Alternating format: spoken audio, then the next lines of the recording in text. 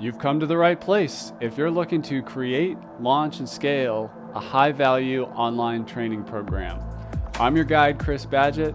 I'm the co-founder of LifterLMS, the most powerful learning management system for WordPress.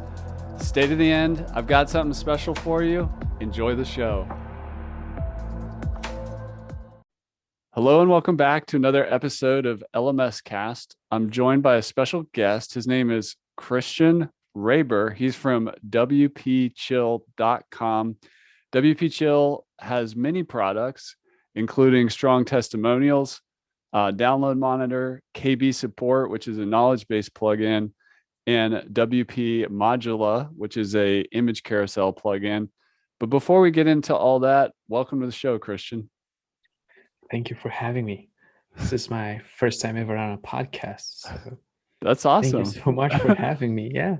There's been a lot of first people's podcasts on this show, LMScast. For example, Sujay over at Brainstorm Force did his first podcast appearance on the LMScast podcast.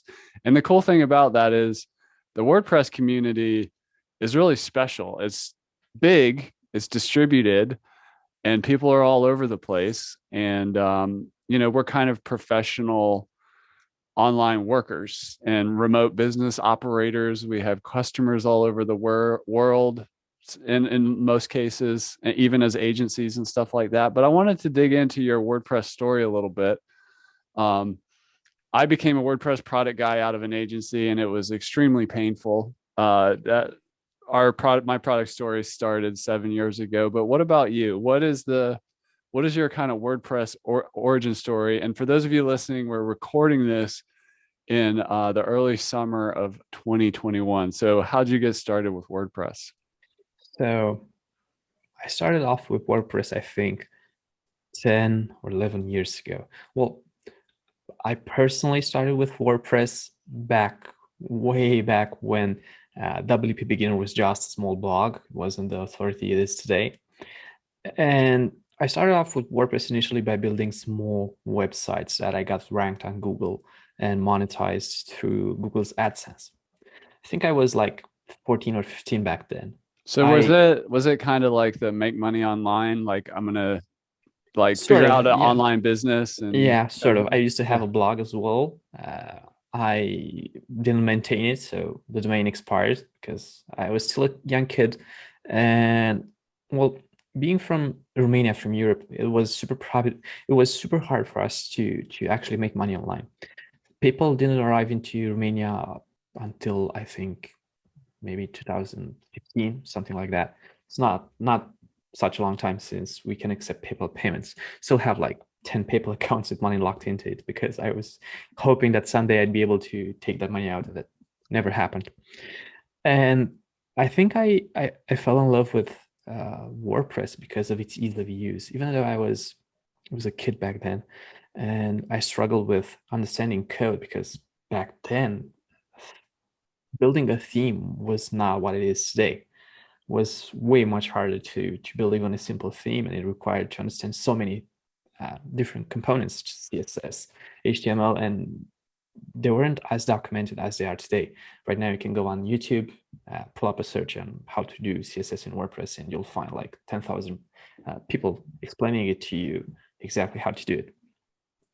And I think I continued using WordPress. I had a technology blog at some point.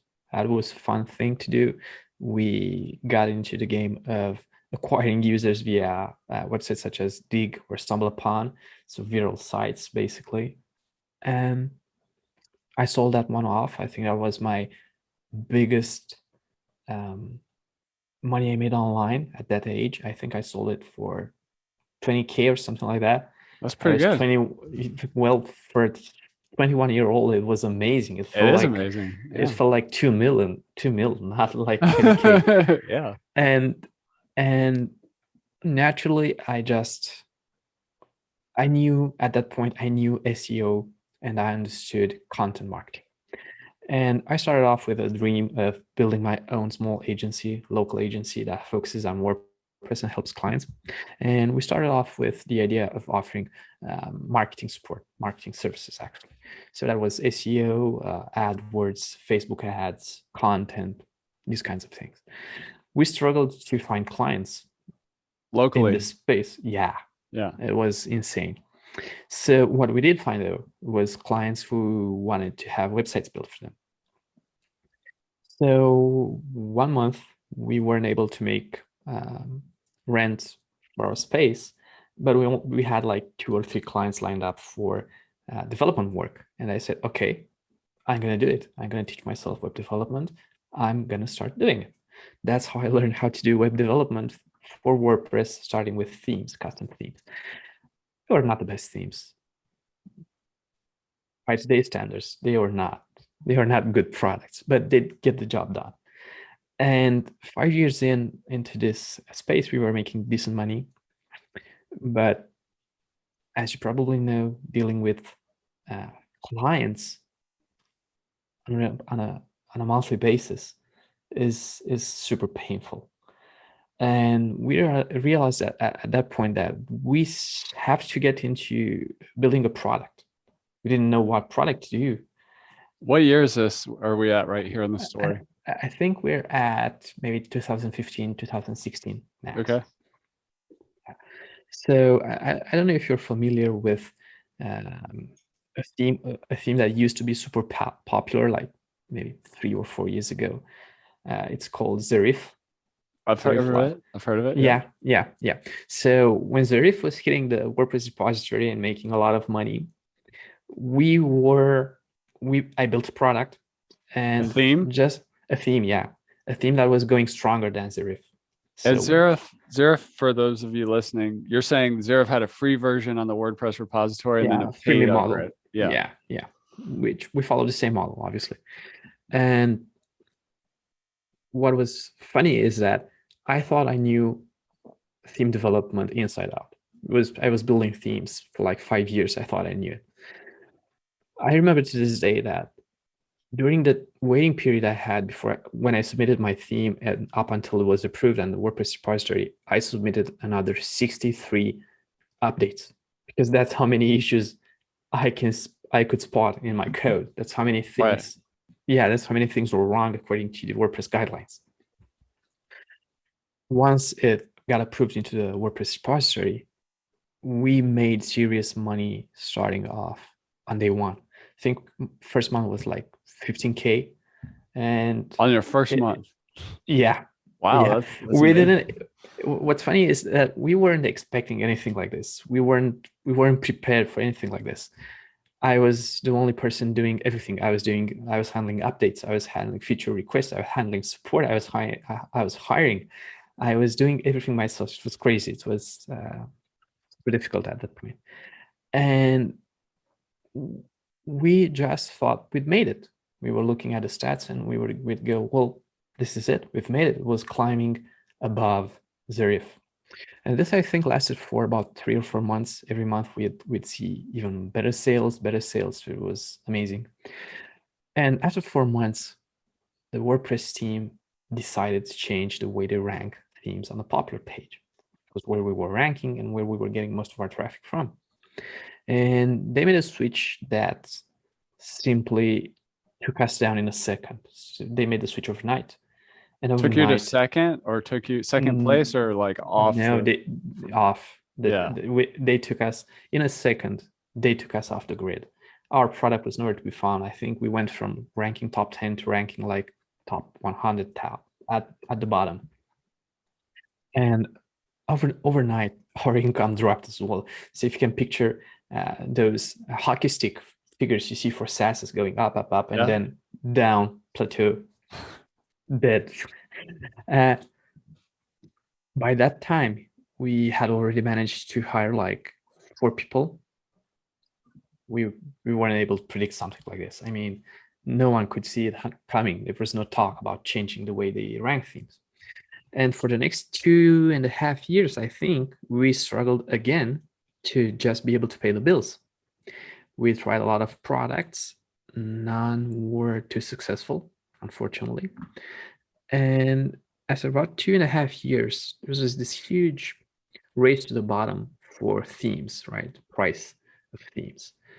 Every new player who entered the market was offering more for less. It was impossible to compete. We have these, there's certain countries that facilitate a lower price point because the average cost of living there is so much lower than ours. So they could get by with, let's say, 20% of what we were doing and still think they're making good money. And to the client's eyes, all themes were equal at that point in time, especially when you'd have a theme that offers like 50 layouts and we're just offering like the one. It's hard to justify its value. It was like a themes arms race. I remember this time period. And were you on I mean, you're on the WordPress repository. Are you also doing theme forest? We tried theme forest at some point. I don't like it for a lot of reasons. One was lock-in, and second was the fact that you never got access to client data. You could never see who bought it. You could never announce new releases. It was super locked in, and the fee they took didn't play well with me. It was just super competitive, and I think Avada already hit the market, so again, it was impossible to compete with first place. And after about 2.5 years of doing themes and struggling with it, I decided it's time to shift to plugins. We spent all this time learning so much about themes. We built crazy amount of frameworks and code. We built the first page builder on top of WordPress Customizer. I don't know if you still remember the Customizer or if you still use it. We built a page builder on top of it. Wow. It was crazy to get it done. We built an entire framework. We had an onboarding wizard. We did it all, and we still weren't able to compete. Asterisk was coming to market. Ocean WP was hitting the market. Elementor was gaining ground. It was becoming more and more difficult. And I said, well, this is not a race I want to be in. And we just switched to plugins. WP Modular, which was our first plugin acquisition, I think. We acquired it for, I think, $10K. It was making about $400 a month. And I acquired it and I just let it sit for 1.5 years because I didn't know what to do with it. Did the developer that originally had it, did they come and work for you at all, or it was just a straight handoff? You got the plug, you just took over. Handoff, entire handoff, yeah. So after a huge up, we hit the WordPress team repository, made a lot of money in 4 months. We had 2 years of huge down where we spent all the money we made in those 4 months, as well as anything else we were making monthly, just to be able to keep our employees so we wouldn't have to fire anyone. And then we spent all the profit we saved in 1 year, we spent to acquire WP Modular. And we just looked at it and we didn't know what to do with it. All our knowledge was in theme. And I think I realized at some point that we can get ahead by launching a certain feature that no one else has, which is what we call the custom grid. It's this feature that allows you to freely resize images. So you can take the image and drag it by its corner and resize it any way you want, straight into your plugins backend. And this allows you to create galleries with multiple image ratios sitting next to each other. So it creates some sort of masonry, but with a layout you define by dragging images. So this fixed the problem for many photographers, and it allowed us to carve out a small space for us in the photography niche, because as you probably know, the big competition is Next-Gen Gallery, Envira Gallery, Foo Gallery. These guys have been there for way before us. And normally when users think of galleries, they just say, well, use Next-Gen because that's what they've been using for 10 years. It's kind of legacy that we have to fight. It's this uphill battle, which is insanely difficult. They've had way more time on the market. They have way more experience than us with this audience. They have the deals in place.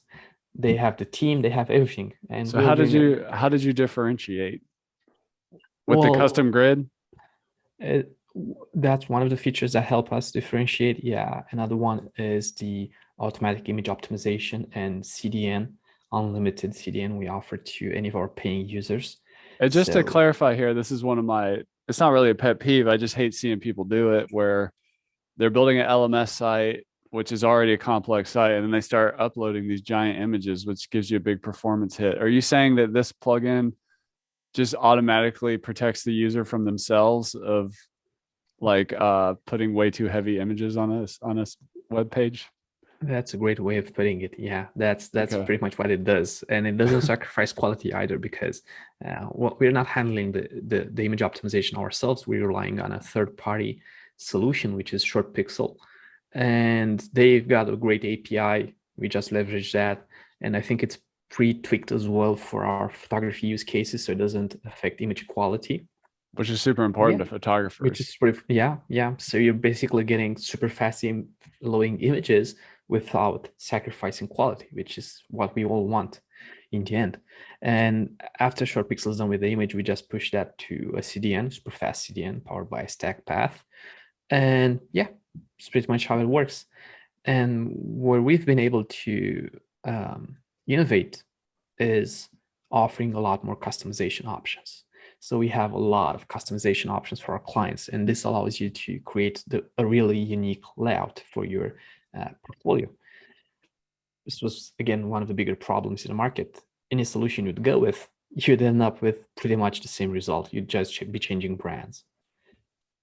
That's cool. That's cool. And during this time, are you still running the agency or have you made the pivot to product 100%?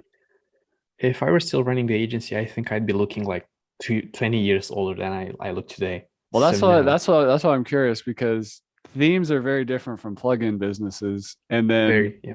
uh agency life, there's only so many horses you can ride at once. You know what I mean? So Yep, totally.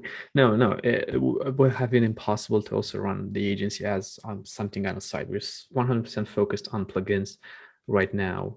We still maintain two theme shops from back in the day. We still offer updates and support for those clients who want to continue using those themes.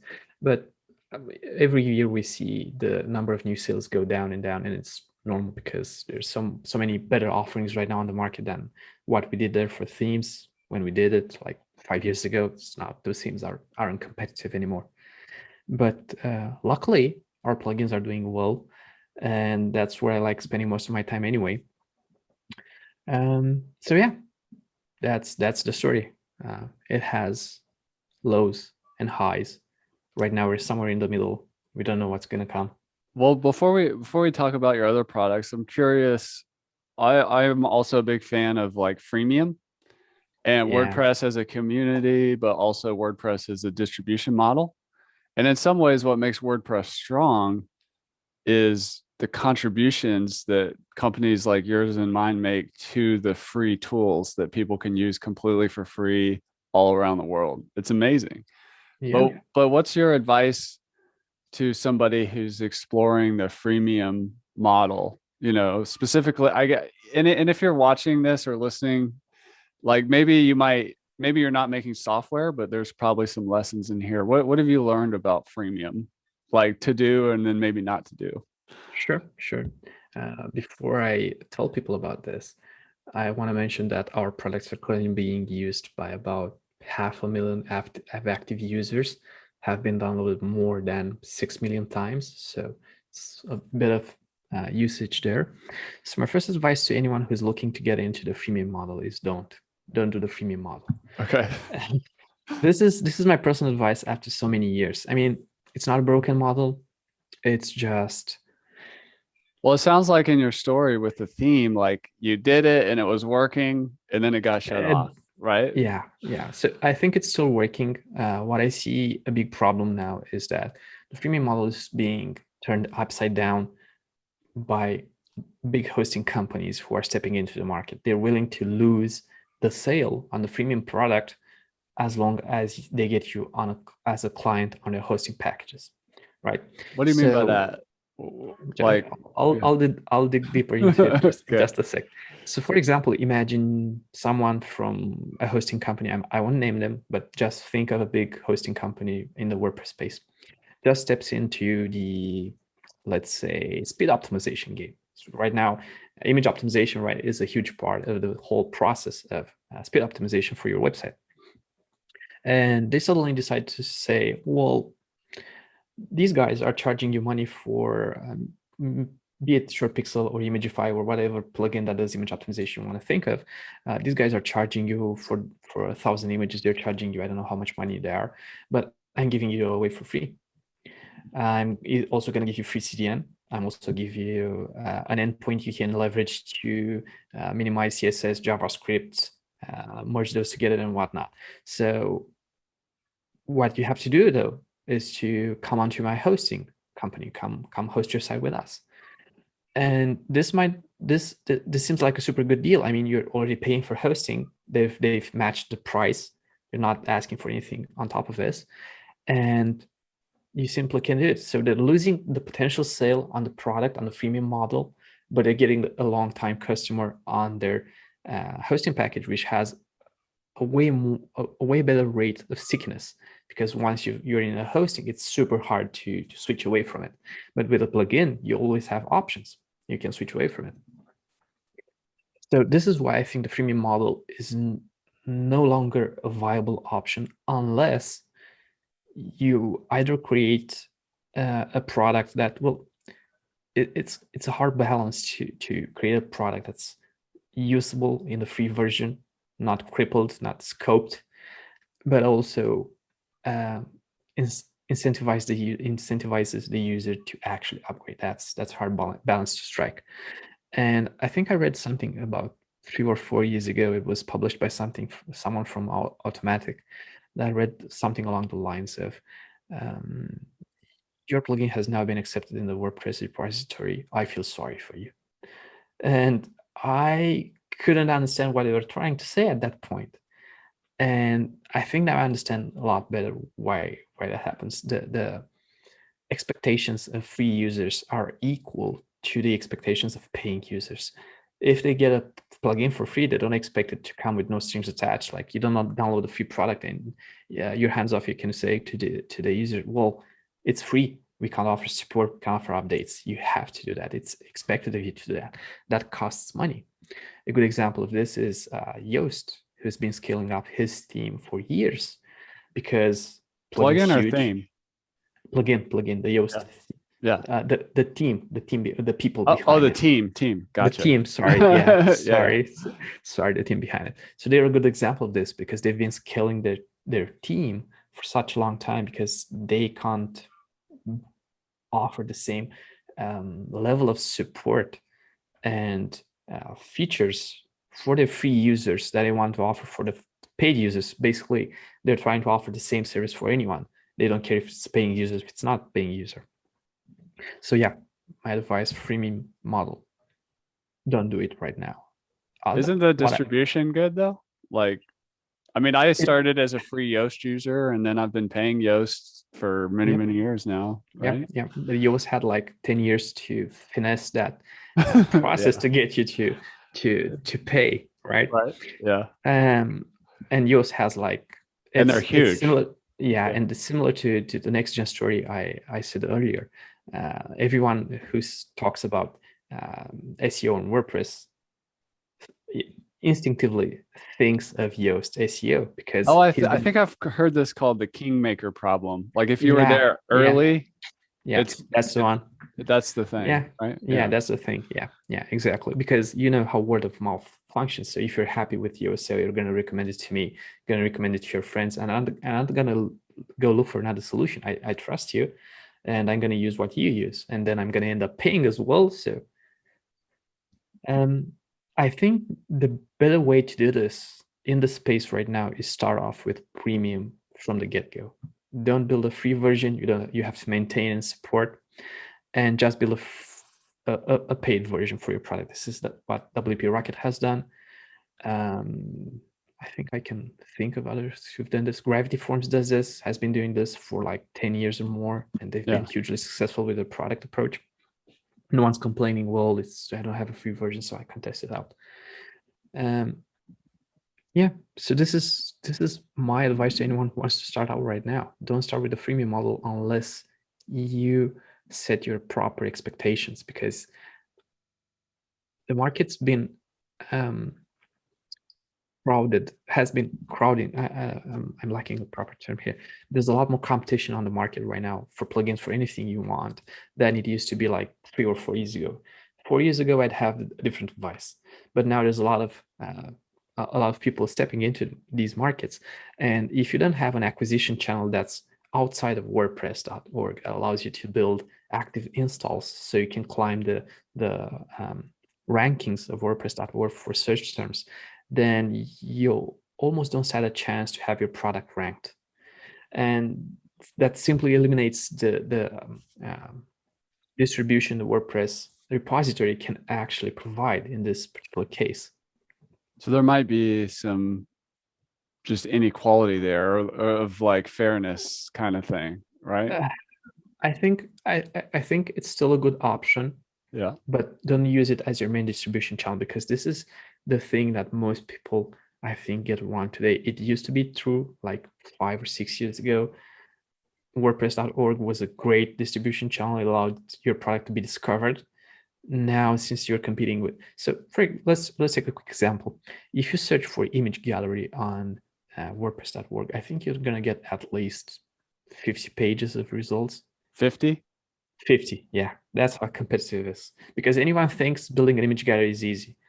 I think this is the most difficult product we had to build. Out of all of our product lineups we have, this one's the most difficult one. If anyone thinks images on a website are easy, I think one of the most difficult things to do. Get right. Well, you can do it, but you also have to do it right. And the final step, the final advice I'd give to anyone who's looking to step into this market, try to de-anonymize users as quickly as possible. Figure out who they are. Yeah, that's the other pain build your point. audience or your community and so on. Yeah, that's the other biggest pain point the freemium model has, which you don't have access to how your users are actually using your product. So it's impossible to make informed decisions on what feature they use, what they don't like, how much time they spend on doing certain actions. So try to figure out a way to do this as quickly as possible and learn as much as possible, because otherwise you're going to iterate on your own ideas. You're going to just look at it and say, I think this is going to be a good idea. I think we've done this like 50 times in the past. I think we only got it right like 10 times out of 50. So that's a good lesson. That's a really good lesson. One of the things that makes great products is having feedback loops with your users. And it is harder in WordPress. It's not a walled garden and the software goes out into the world. It's harder to get that feedback loop, but that's cool. Before we talk about some of your other products, do you have any, since you have a history in themes, any kind of ideas about the future of themes or how people should think about where that's going? Or you're more of a plugin guy now and you're not really in it? Well, I have ideas in a lot of places. That's probably one of my biggest problems. I have too many ideas. Like let me put it to you this way. Like one of the things I say to people when, especially a new WordPress user, like I help a lot of people get into WordPress for the first time. Like they want to build a course, they want to train their employees, they want to provide a remote learning solution for their school. So I often have to like teach people the words of WordPress. And one of the things just for beginners I say is that themes are for design, plugins are for functionality. But there's some nuance to that. I can see there's a lot of nuance to that. Yeah. But like where are themes going, especially in page builder, Gutenberg, full site editing? Like where are we headed here? I think going forward, we're gonna have at least 2 big audiences. One of them is gonna be light and focused on Gutenberg designs, and this is going to facilitate a new type of designer who only has to deal with minimal CSS and JavaScript and HTML, because the new way of building full site editing experience that's coming into Gutenberg makes it so much easier than working with, let's say, Elementor or Beaver Builder or any other of the other bigger players out there. And I still think we're gonna have the at least for the time being, and probably a few years going forward, the audience of Elementor and Beaver Builder and DD and all the other ones, because they've already bought into this ecosystem, and it's hard to justify moving out of it. Yeah, you've trained your clients, you've trained your employees. It's hard to move quickly out of it. But I think going forward, even though I still have a love-hate relationship with Gutenberg. Sometimes I go at it and say, wow, this is amazing. And sometimes it gets so much in my way that I hate it. And I think to myself, well, it's so much easier before when we had a classic editor and you just wrote code in it, because it was easier for me to just use code since I used to code as well. I think going forward, Gutenberg will see a huge adoption just because, well, it's built into WordPress and it comes on by default. And the biggest selling point here, I think, for users is going to be the fact that no other page builder can compete on speed. Yeah. I don't know if you've ever seen a comparison test, but the same layout built on Gutenberg versus Elementor is like 3 times faster. So there's no way to, there's no way to sell that to users. If you push on this pain point and you say, well, we're so much faster, here's the results, you don't have to do a lot of work. They just speak for themselves. At 3 times loading speed, it's almost noticeable with the naked eye. You just hit refresh on your browser and you see how much faster it is. I don't think Gutenberg is going to be as feature rich as Elementor. So I still think there's space there for people to go into other solutions. Might not be Elementor Intuitors, might be something else that does this. But it started off as a content writing tool. It didn't start off as a page builder solution, Gutenberg. So it's still lacking in many areas. It can do them, but not in the way you'd expect it to do it. Or so I think theme shops will have to choose a side. If they're gonna stick with the current big names out there, Elementor, Beaver Builder, and keep building products for these niches, hoping that they reinvest a lot of money into the market and try to steal a small percentage of usage from WordPress. I don't know if you noticed, but Elementor is kind of going into self-hosted solution. Mm-hmm. So pretty much like if you want to compare it with Wix or Squarespace, it's a self-hosted solution. So for example, if they'd be able to steal like maybe 1% of the entire market WordPress has, then yeah, that could be a viable solution.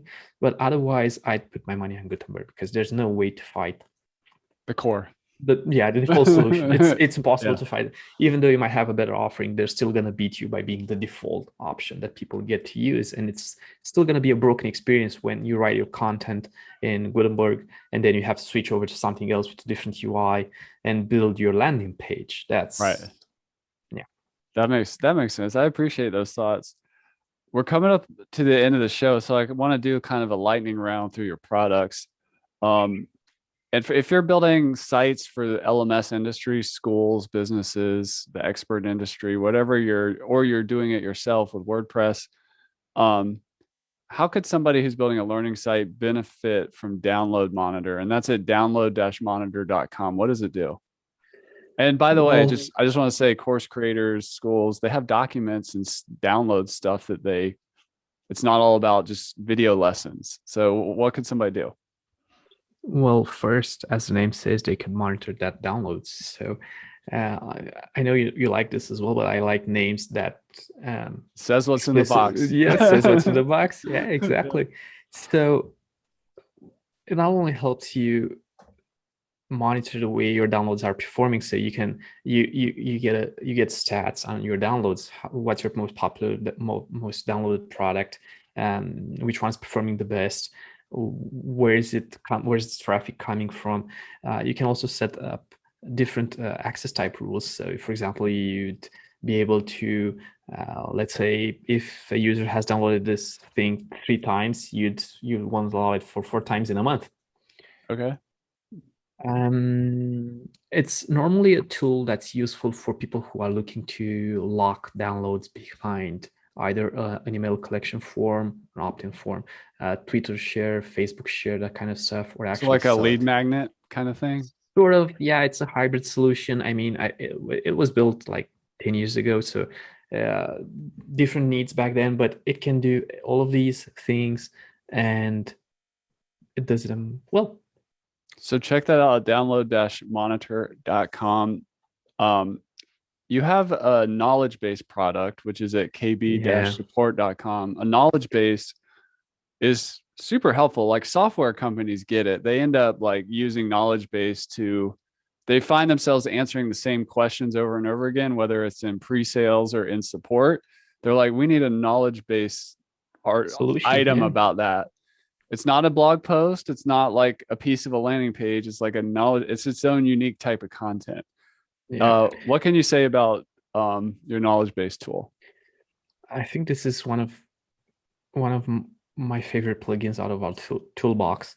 I love this plugin because it combines two of the things I haven't seen anyone else combine, which is help desk plus knowledge base at the same time, because most of the times questions users have already been answered, and they're not able to search real time before submitting a question. They're not being able to search through your documentation before actually submitting a question. So our plugin solves this. Is this like if it's a help desk and knowledge base, does it like replace like a SaaS solution like Help Scout, or is it integrate with something like Help Scout, or how should somebody think about that? It replaces entirely Help Scout. Yeah. And that's one of the main reasons why I like it, because we have a flat pricing structure compared to Help Scouts, which is per seat. Trust me, I know. I got an expensive Help Scout bill every month. Yeah, that's one of the reasons why I even acquired this plugin, because we ran into the same problem last year, and it's not like they're not worth it. It's just you get to a point where paying like $2,000 or $3,000 a year just to have access to help desk and knowledge base just doesn't make sense anymore.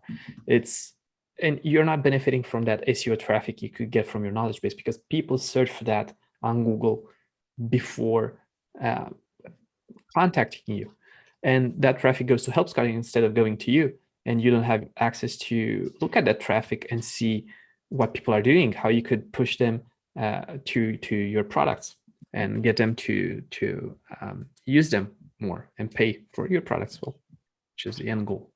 That's awesome. Most learning sites benefit from having some testimonials on there, and it's something, especially if you're not like trained in marketing or whatever, you might not realize the power of social proof or just reviews and testimonials. And in our pre-chat, you mentioned something called a wall of, what'd you call it? A wall of fame. I'm like, as a marketer, I'm like, that sounds good. And it's hard. I mean, to like collect and do all this stuff. So what is Strong Testimonials do? And that's at strongtestimonials.com. Yeah. So good name, another good name, by the way. yeah, I'm glad you like it. Yeah.